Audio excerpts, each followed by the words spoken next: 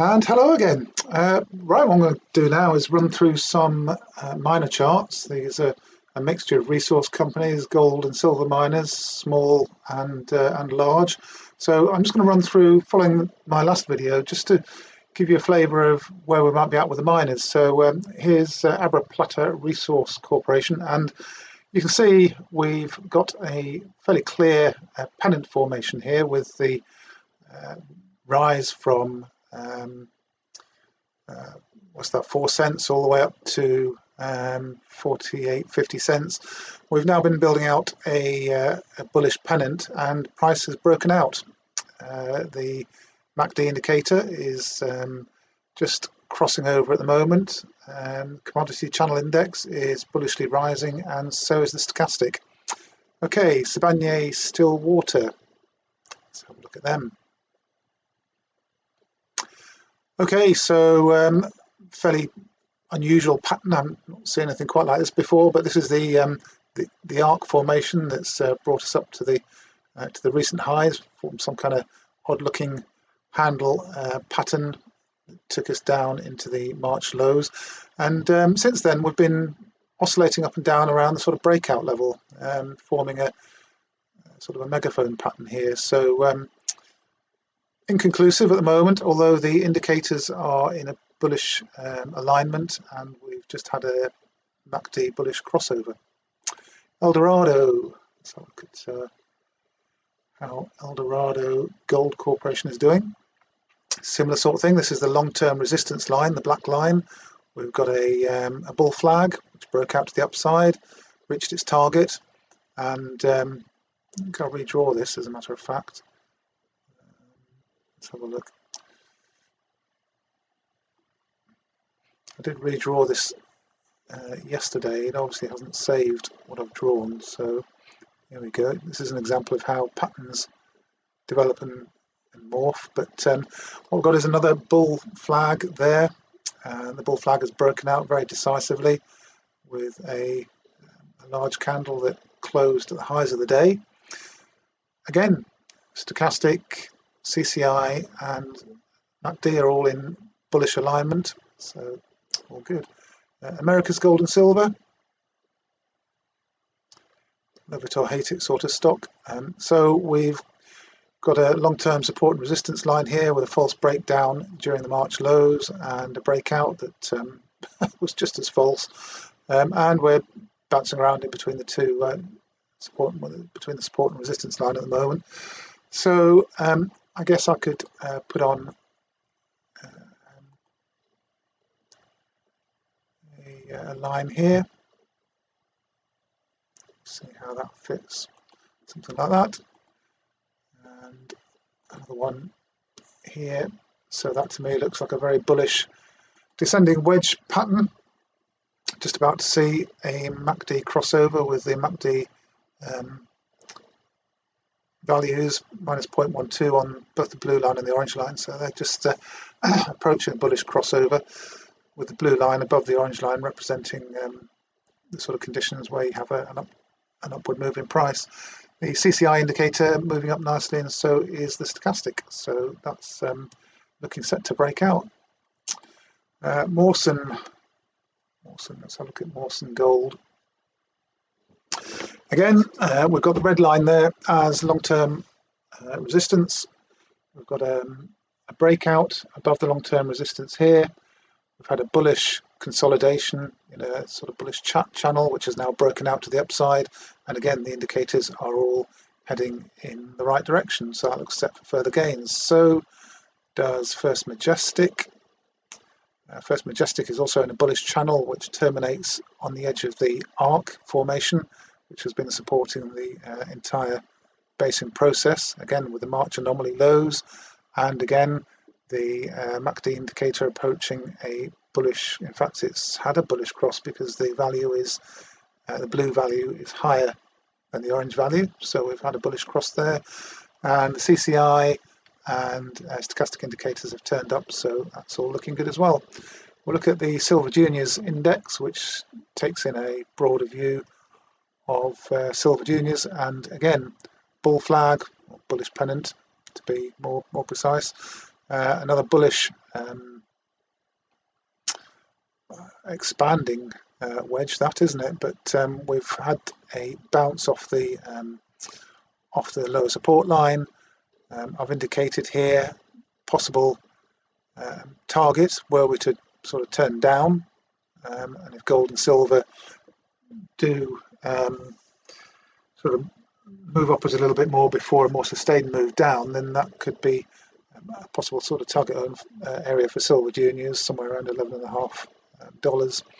But at the moment we're up around 15 and looking as though we're heading higher. And of course, if we break out early part of next week, then the odds of seeing these lows diminishes rapidly with time. But you can't rule them out just yet. We've had a bullish crossover on the MACD, and again CCI and stochastic are heading up. Heckler, another love it or hate it stock, but if you just trade the chart, you can't go too far wrong. People pointing out to me that some of these stocks are high risk and not worth looking at, but if you just stick to trading the chart, then how can you go wrong, really? Just buy the breakout and sell the breakdown. As it stands at the moment, we've got a MACD bullish cross, CCI and stochastic moving up, and prices moving up accordingly. So watch for a reaction on this line. If it's a positive reaction, great. We're likely to be heading up to the long-term resistance line, possibly punching through it. If we get a negative reaction, then the lower support line comes back into play. Corvus, let's have a look at Corpus Gold.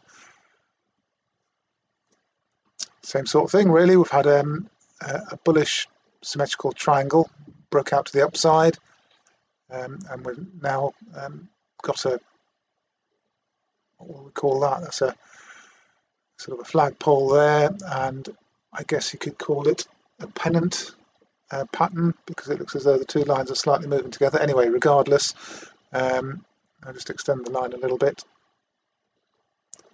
Looks as though it needs to go there, doesn't it? Just to respect the highs and the lows. So there we go. So looks like we've got turn on the stochastic. CCI is moving up, and if I just zoom in a little bit on the MACD, you'll see that that's curling upwards as well. Starting to curl upwards, so we'll see how that develops over the next couple of trading days next week. East Asia Minerals, a lot of people like this stock. East Asia Minerals has broken out of a bullish pennant, and again indicators all heading upwards with a bullish cross on the MACD, and it's moved back above zero as well, which is a good sign. McEwen Mining doing same sort of deal, really. We've got a descending bullish chart formation with the indicators turning upwards, so watch for the reaction on this line, breakout or rejection. We'll find out on Monday, I would say. Let's have a look at how we're doing with Sabina.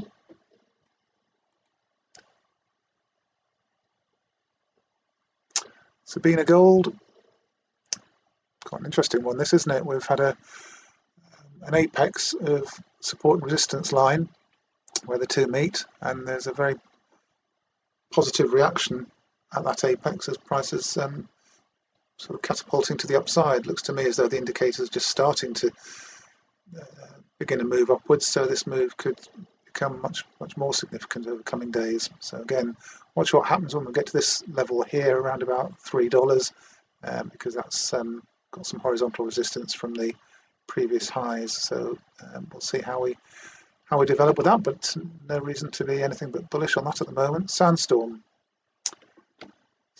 Gold. Again, slightly adjust that line.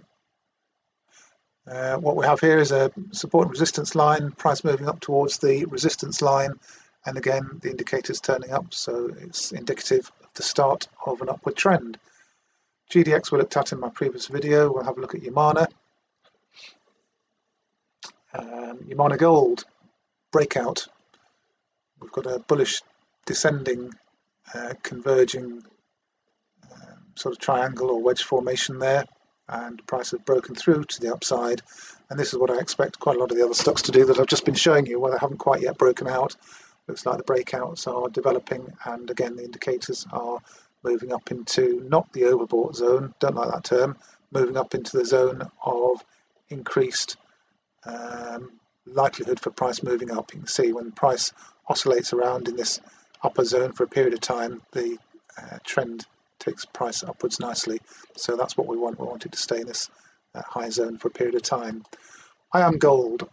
So look at IAM Gold, was up 4% on Friday.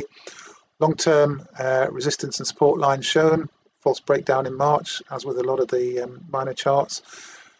Breakout, as we've seen again with a lot of the mining charts over the summer. Come back and retested the long-term resistance line.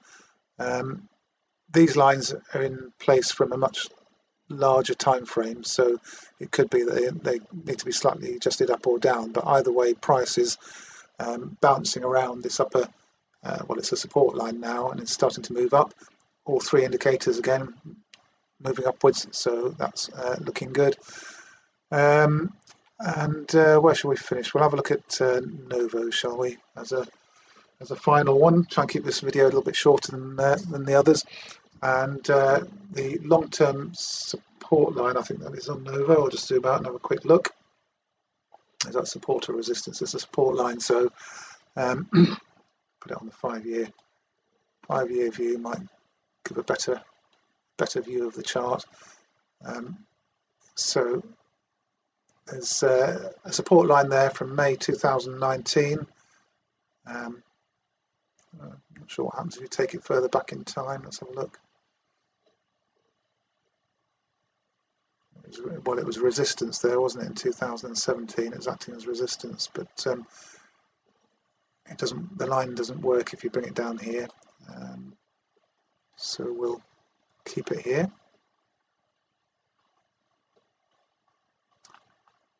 There we go.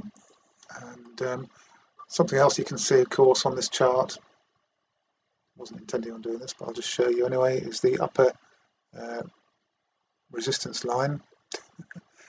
Software playing around again. And you can see where price broke out there.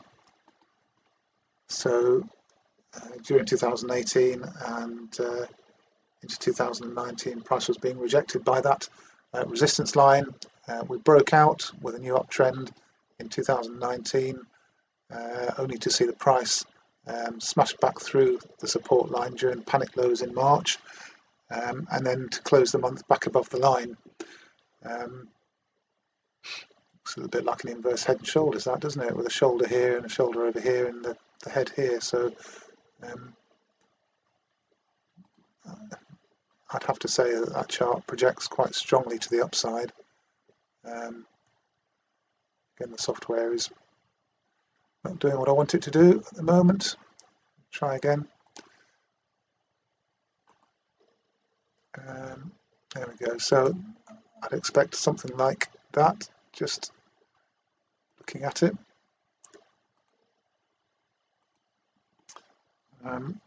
So we'll see what happens with this one. If I move into the 1-year time frame, you can see the indicators here on the longer time frames are just bottoming.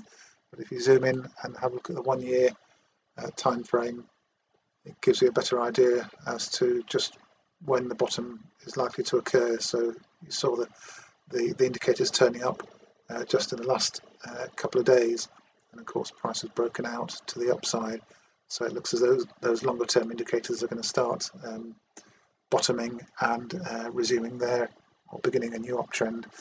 So that's all in line with the previous charts really, and what's happening with all the other miners. So to summarize it all, we've seen a protracted consolidation and pullback period, and the miners are looking on face value as though they want to break out and move much higher over the coming days and weeks. We'll see what happens with gold and silver. Of course, the miners can show relative strength, and we could see the miners moving up quite significantly in the next couple of days, and then only sort of pulling back a limited amount if gold and silver were to to retrace down, for example, down to $1,800. We can see the miners showing relative strength. So we'll see how all that pans out over the next few weeks. But that's all for now. Thanks for watching.